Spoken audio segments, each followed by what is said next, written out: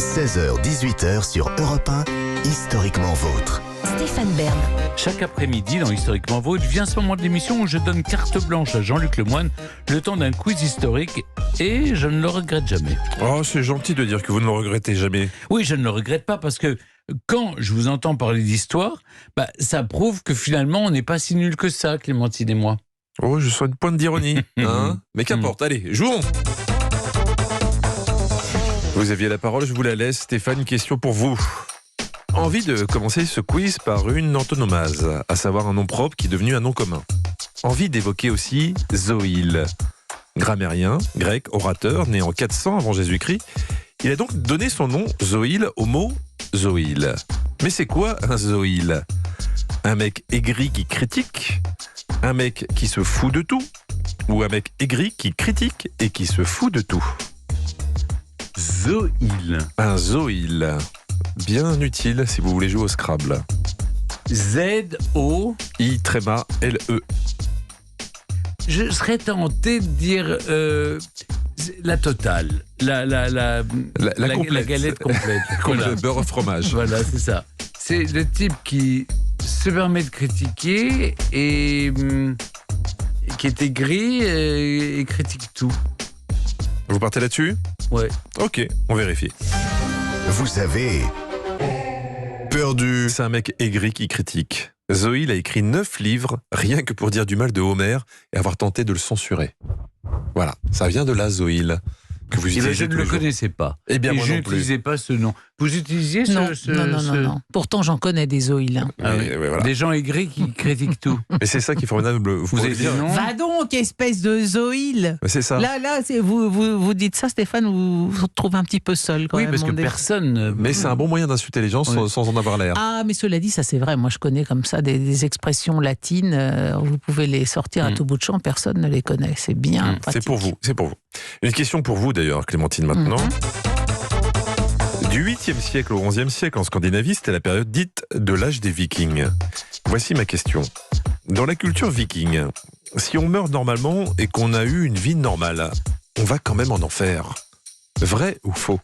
Non, dans la culture viking, il faut mourir les armes à la main. C'est la seule façon d'aller au Valhalla. Sinon, si un guerrier meurt autrement que les armes en main, en effet, il ne va pas au Valhalla. Et c'est ça la punition suprême. Oui, mais est-ce que vous avez compris ma question ? Donc, on peut avoir fait n'importe quoi, on peut avoir été Dans la quelqu'un de culture bien. viking, si on meurt normalement et qu'on a eu une vie normale, on va quand On même, va en, quand même en enfer. enfer. Oui, Vrai ou oui, faux ? c'est vrai. C'est vrai. C'est vrai, puisque si on a une vie normale et on va pas.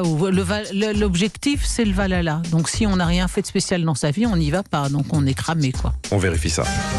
Vous avez gagné. Bravo, elle est trop forte. Ah, elle est trop forte. Vous Je faites notre m'habille admiration. en En viking. J'adore C'est les ça. vikings.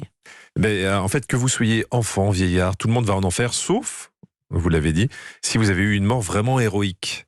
L'enfer est tenu par une femme dont la moitié du corps est un cadavre putréfié. Oh là. Et chez les Vikings, l'enfer est froid. Alors Stéphane, Oui, c'est moi. Stéphane, c'est le moment où jamais d'égaliser. On a souvent parlé dans ce quiz des os humains. Pas des os, des os humains.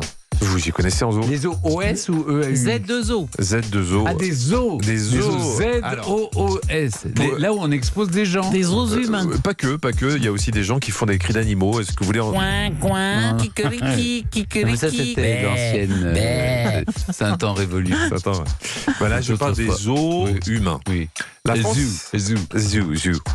La France a même un certain savoir-faire dans ce domaine. Voici ma question.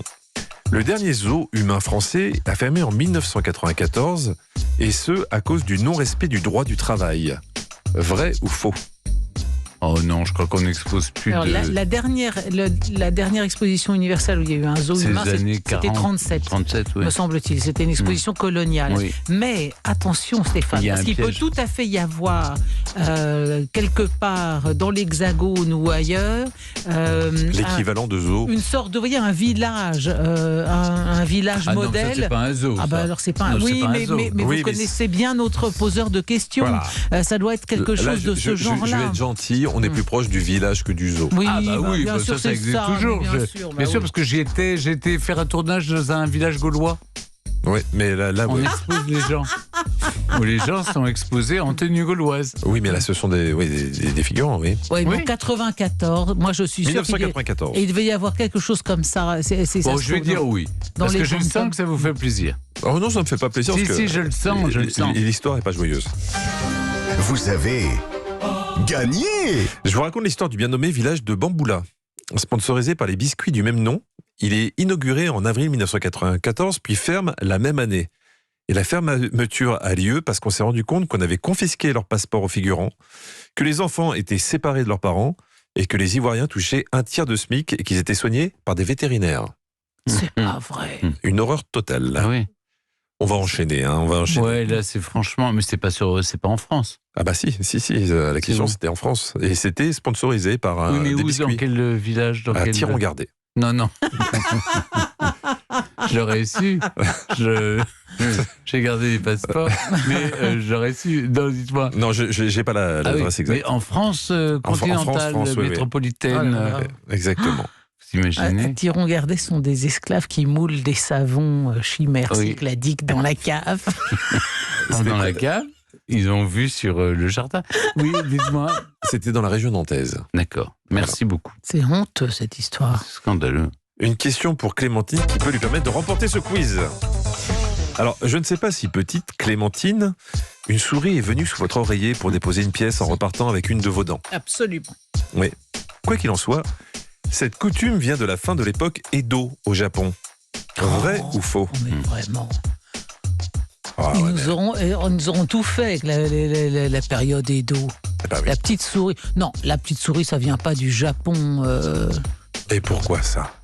Mais comment elle serait venue C'est ça. À bord Elle est d'un venue bateau. en bateau, vous imaginez le trajet, Voilà. le mérite Donc qu'elle en a. fait, c'est quoi l'histoire? C'est qu'en fait, voilà, c'est une, Non, mais c'est une pratique. coutume, on parle d'une Voilà, c'est coutume. une pratique japonaise qui consistait à mettre une pièce à la place de la dent et qui est parvenue jusqu'à nous par les voyageurs explorateurs japonais. C'est arrivé à Nantes et là on s'est dit ah ouais c'est sympa, on va faire pareil avec nos... Non. Et pourquoi pas? Halloween, Eh ben, c'est bien venu des Américains. Oui, bah, c'est parce qu'on a fait de mieux. Alors moi je dis la petite souris c'est français monsieur. Vous avez perdu. Vous avez perdu puisque vous avez dit que c'était français. Alors c'est pas japonais non plus, mais vous avez voulu faire la maline, hein? Vous auriez dit juste faux. Bah, j'aurais accepté la réponse, Ouais. mais vous avez voulu faire la maline une nouvelle fois. Vous avez dit que c'était français. Non, ça vient d'un conte anglais publié en 1927 Oui. qui s'appelait. Oh oui, dis-le, d'un air entendu.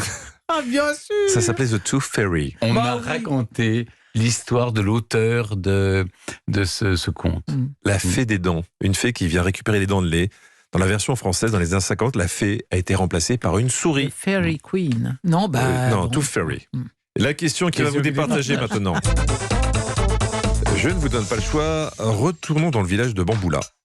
Nous sommes en 1991, les travaux commencent. 3 ans plus tard, c'est l'inauguration. Le Premier ministre ivoirien est là, avec son ministre de l'Environnement et celui du Tourisme, ainsi que de nombreux élus français locaux. Quelle est la devise de ce parc? Tout le monde n'a pas les moyens de s'offrir un safari au Kenya.